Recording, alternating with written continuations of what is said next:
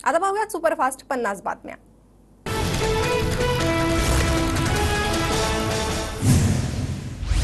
OBC मतांसाठी फडणवीसांनी डाव टाकू नये, राज्यात मराठ्यांशिवाय पानही हलणार नाही, तुमचा डाव यशस्वी होऊ देणार नाही, मनोज जरांगेंचा देवेंद्र फडणवीसांना इशारा। भुजबळ 100% दंगल घडवणार आहे, त्यांची नियत खोटी असून जातीय तेढ वाढवण्याचा त्यांचा प्रयत्न, महाराष्ट्रात दंगल झाली तर भुजबळ जबाबदार असतील, मनोज जरांगेंचा भुजबळांवर निशाणा। शरीफ है हम किसी से लड़ते नहीं मगर जमाना जानता है हम किसी के बाप से डरते नहीं, शायरीतून छगन भुजबळांचा जरांगेंवर निशाणा। 10 दिवसांनंतर लक्ष्मण हाकेंचं उपोषण स्थगित, राज्य सरकारच्या आश्वासनानंतर उपोषण स्थगित करत असल्याची लक्ष्मण हाकेंची घोषणा। सगळे सोयऱ्यांना आरक्षण देणार नाही असं आश्वासन राज्य सरकारनं दिलंय, ओबीसी नेते लक्ष्मण हाके यांची माहिती। लक्ष्मण हाकेंनी आंदोलन मागे घेतलं, त्यांचे आभार मानतो, अधिवेशनाच्या काळात काही मुद्द्यांवर सर्वपक्षीय बैठक घेण्याचं ठरलंय, मुख्यमंत्री एकनाथ शिंदेंची प्रतिक्रिया। राज्यात अनेक ठिकाणी खोटे कुणबी दाखले वाटण्यात आले, ज्यांनी खोटे दाखले वाटले त्यांच्यावर कारवाई झाली पाहिजे, छगन भुजबळांची मागणी। मराठा समाजाच्या नोंदी खोट्या ठरवण्याचा घाट सुरू, मराठा समाजावर अन्याय होऊ देणार नाही, बलिदान देण्याची तयारी, मनोज जरांगे ठाम।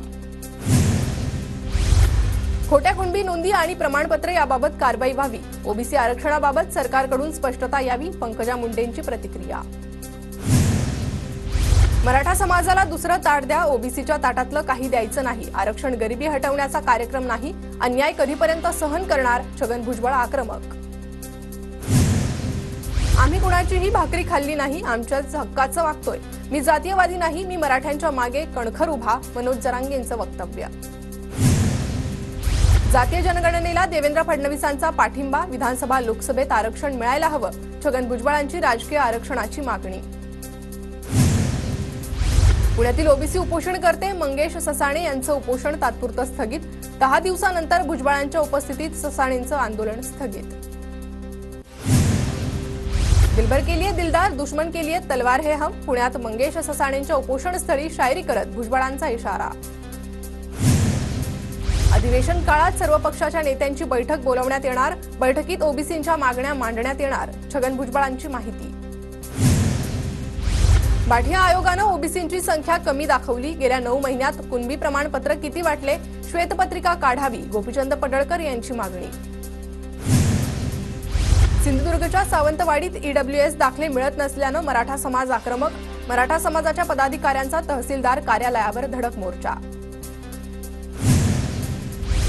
26 तारखेला माझी परीक्षा, मला पास करा, समोर कुणी नवीन पंपू येईल त्यांच्यावर विश्वास ठेवू नका, नाशिक शिक्षक मतदारसंघाचे शिंदेंचे उमेदवार दराडेंचं वक्तव्य। जळगावात शिंदेंच्या सभेनंतर शिक्षक संस्थाचालकांना पैसे वाटले, व्हिडिओ ट्विट करत सुषमा अंधारेंचा शिंदे गटावर आरोप, महायुतीचे उमेदवार दराडेंच्या प्रचारार्थ शिंदेंची होती सभा।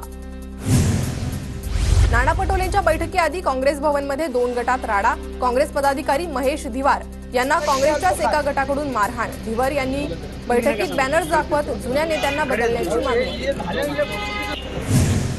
सोलापूरमधील भाजपच्या चिंतन बैठकीत कार्यकर्त्यांचा गोंधळ, खासदार धनंजय महाडिकांसमोरच गोंधळ, विमा कारखान्याच्या संचालकांनी भाजपविरोधात काम केल्याचा आरोप। छत्रपती संभाजीनगरमधील वेलगंगा नदीला पूर, काल दिवसभर झालेल्या पावसामुळे वेलगंगा नदी दुथडी भरून वाहू लागली। यवतमाळ जिल्ह्यातील 8 मंडळांमध्ये अतिवृष्टीची नोंद, मुसळधार पावसामुळे नदी नाले तुडुंब भरले। नंदुरबार जिल्ह्यात पुन्हा दमदार पावसाची हजेरी, जिल्ह्यातील अनेक भागात मुसळधार पावसाच्या सरी, पावसाच्या हजेरीने बळीराजा सुखावला। धुळे जिल्ह्यात दमदार पावसाची हजेरी, जिल्ह्यातील अकलाड शिवारात मुसळधार पाऊस, पेरणीच्या कामांना वेग येणार। वर्ध्यात ठिकठिकाणी मुसळधार पावसाची हजेरी, पेरणी केलेल्या शेतकऱ्यांना दिलासा। गोंदिया जिल्ह्यात जोरदार पावसाची हजेरी, उकाड्यापासून नागरिकांना दिलासा, तर शेतीच्या कामांनाही वेग येणार। वसई विरार आणि नालासोपाऱ्यात रिमझिम पाऊस, सकाळपासून परिसरात ढगाळ वातावरण, काही सखल भागात पाणी साचण्यास सुरुवात।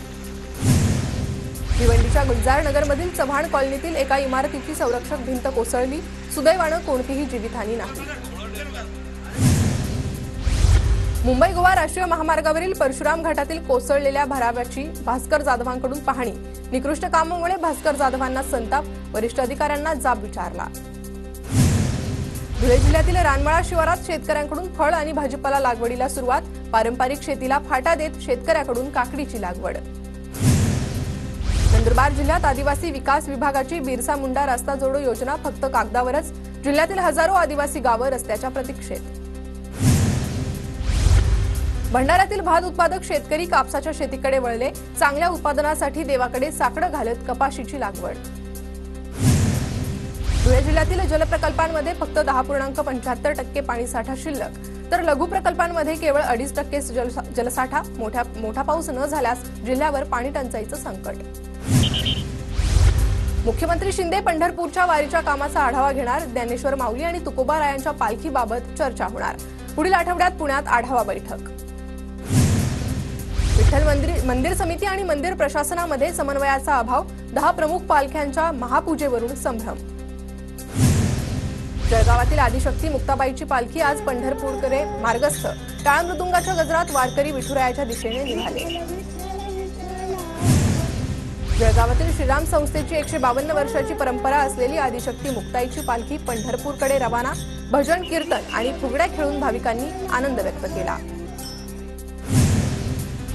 वाशिमच्या रिसोडमध्ये संत गजानन महाराजांच्या पालखीचं आगमन। कृषी उत्पन्न बाजार समितीमध्ये आज पालखीचा मुक्काम। भंडाऱ्यात उद्या मुख्यमंत्री एकनाथ शिंदे आणि उद्योग मंत्री उदय सामंतांच्या उपस्थितीत 547 कोटींच्या विकास कामांचं भूमिपूजन होणार। रेल्वे मैदानावर कार्यक्रमाचं आयोजन।